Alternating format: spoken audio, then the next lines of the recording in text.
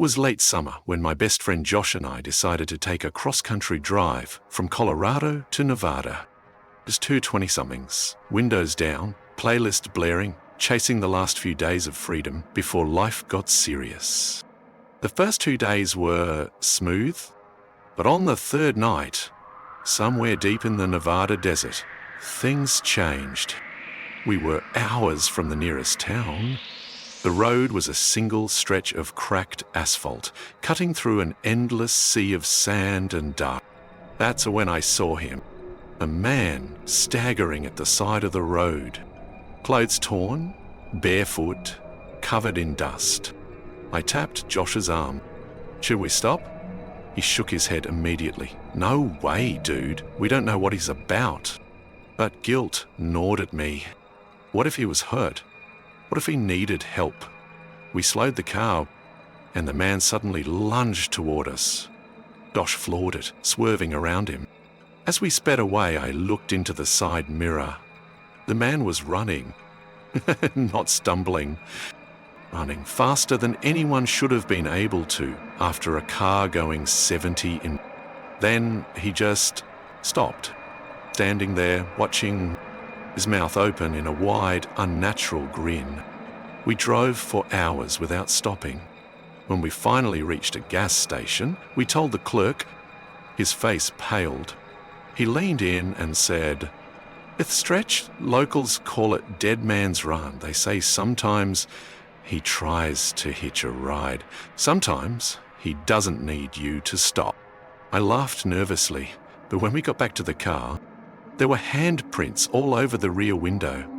Small, greasy, like someone or something had been holding on for miles.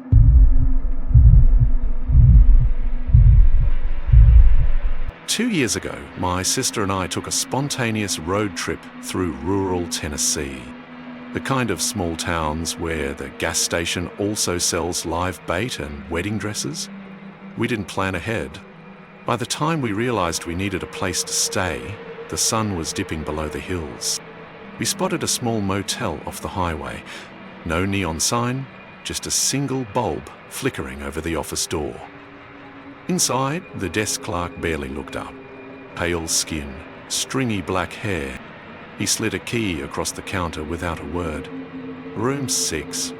The hallway reeked of mildew and something metallic like rust or blood. And the room wasn't much better. Stained carpet, cracked mirror, an old TV playing static no matter what we tried. I tried to laugh it off. Night, I said. We'll survive. But then we noticed something. Every few minutes, a tap on the window. Not just once, just loud enough to hear. At first we thought it was a tree branch, until we remembered our room was on the second floor, and there were no trees outside. We turned off the lights and peeked through the curtain. There was a face, right up against the glass, eyes wide, mouth pressed flat, smiling. We screamed. Called the front desk, no answer. We grabbed our bags and bolted. Outside, the parking lot was empty, except for a dozen muddy footprints leading to and away from our window. We never saw the clerk again. He reported it to the police later, but they said the motel had been abandoned for over 5 years. There shouldn't have been anyone there.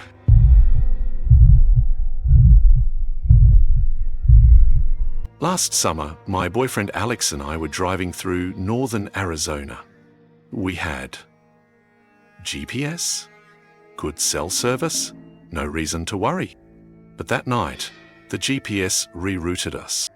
Faster route available, it said. We followed. Miles off the main highway, deep into nothingness. The road narrowed.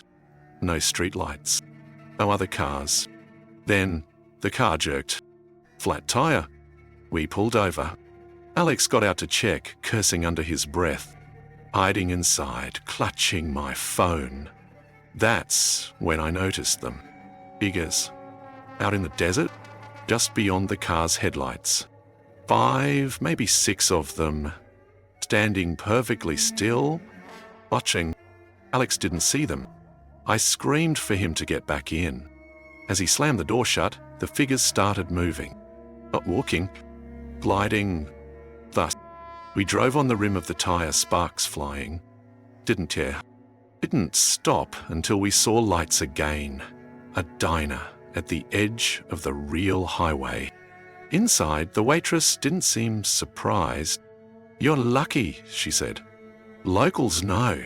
You don't take the shortcuts out here. That road, it leads nowhere, and you might not come back." I still wonder, what would have happened if we hadn't gotten that flat tire? Or if we had stayed just a few minutes longer? Road trips promise freedom, adventure, the thrill of the open road. But in the forgotten stretches between towns, on the maps no one uses anymore, there are things waiting for someone like you to take the wrong turn. So next time you hear your GPS reroute, maybe just stay on the main road. Good night, traveler, and may your journey always lead you home.